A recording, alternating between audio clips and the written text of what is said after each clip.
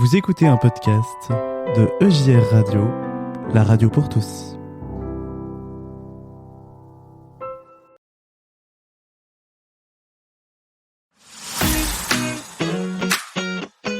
Solidarité, bonnes actions et petite histoire du soir,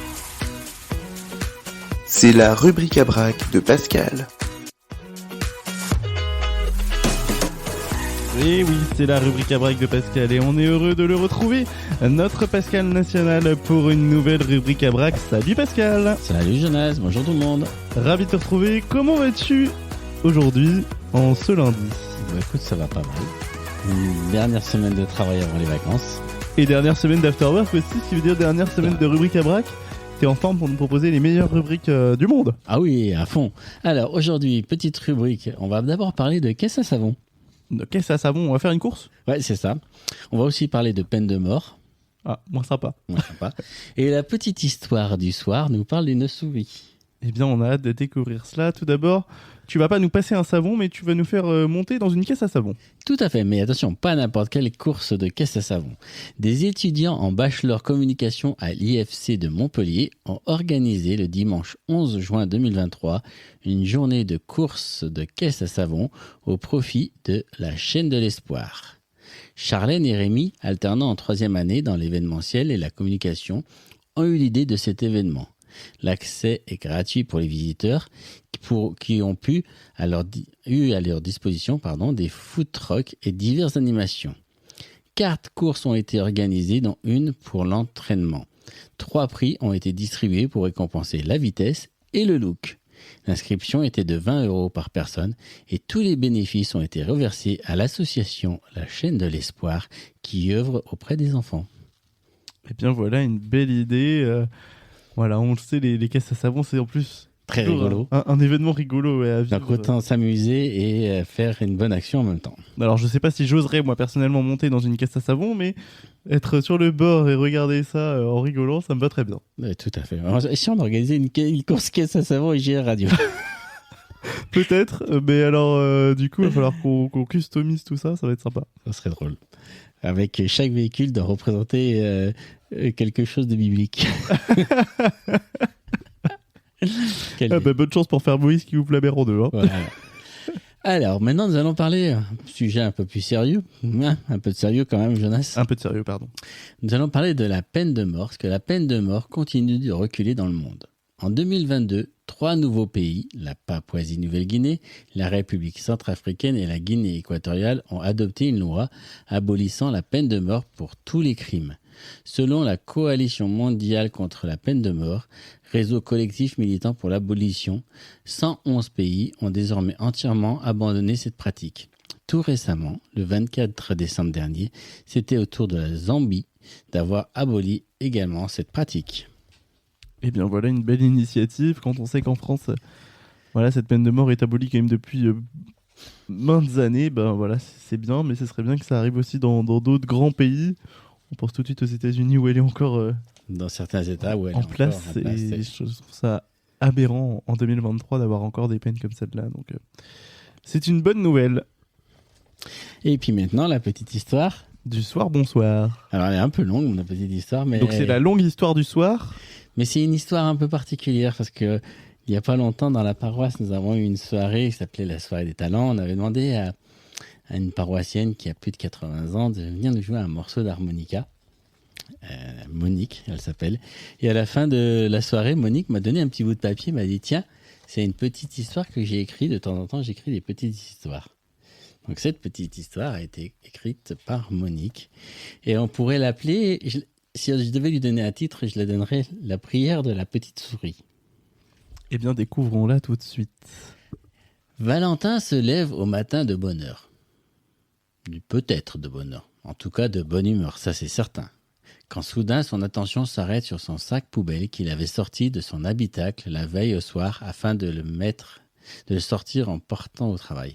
Et là, il voit des petits trous dans le sac, laissant s'échapper quelques petits déchets et plein de petits grains noirs. « Mais ce sont des petites crottes !» s'écria-t-il. « Serait-ce un petit animal si affamé au point de faire les poubelles ?» Tout pensif et en préparant son déjeuner, il se creuse la cervelle en ayant pitié de cet animal, si dépourvu qu'il en était arrivé à faire les poubelles.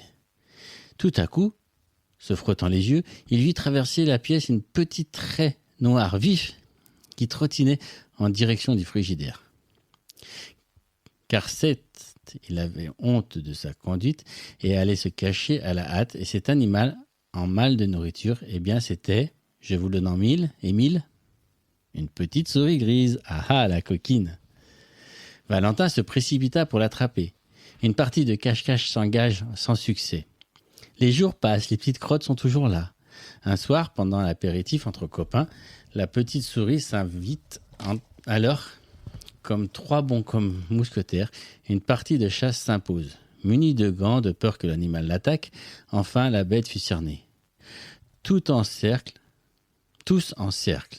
un genou à terre, la main levée pour attraper le monstre. La petite souris, assise sur son cul, les pattes jointes en prière, disait « Notre Père qui protège les animaux, que ma volonté soit faite avant la tienne. Protège-moi de ces humains qui en veulent à ma vie et donne-leur de ne pas m'attraper, car c'est à toi que je remets ma vie entre tes mains sacrées. Merci avec toute ma reconnaissance. Amen. » Et le miracle s'accomplit. Les trois mousquetaires, pleins de pitié, ne purent pas l'attraper. La petite souris ne demanda pas son reste, partit vite se cacher sous le frigidaire et ne montra plus son nez. Toutefois, la bête était toujours là, semant sur son passage des petites crottes. Valentin reprit sa chasse. Il fallait bien qu'on en finisse de ramasser toutes ces petites crottes et de réparer les petits dégâts, grignotages par-ci, par-là, les paquets de pâtes, le riz, les câbles électriques. Enfin, à force de ténacité, Valentin doucement l'attrapa, ne voulant pas lui faire de mal à cette petite créature fragile. Il l'enferma doucement dans son poing et les oreilles rabattues, émettant de petits cris d'excuses pour le dérangement, et demanda « Pitié, pitié ». Ému, Valentin lui donna une petite noisette pour la réconforter. Elle la grignota avec délice, et Valentin décida de lui rendre sa liberté. Vite, il s'habilla, descendit l'escalier, et toujours la petite souris dans son poing, chercha dans la rue un petit jardin. Il y déposa la petite souris, mais elle ne partit pas tout de suite. Elle se retourna, regarda Valentin presque à regret, et pour le remercier d'avoir sauvegardé sa vie, elle agita sa petite patte pour lui dire au revoir. Et après un dernier regard, elle disparut parmi les fleurs. Valentin, ému, un peu triste, mais heureux d'avoir rendu la liberté à cette petite coquine qui lui faisait un pied-nez à chaque fois qu'il voulait l'attraper. Ainsi se termine l'histoire de la petite souris grise. Voilà une jolie petite histoire rigolote, et puis en plus un remix du Notre Père version souris. Moi je trouve ça magnifique. C'est trop cool. C'est magnifique, franchement ça m'a bien fait rigoler. Et voilà, c'est aussi une belle leçon d'humilité, je trouve, voilà, de se dire il faut qu'on protège aussi tous les animaux et protéger le plus faible. Oui. Même si des fois il nous casse les pieds. Exactement.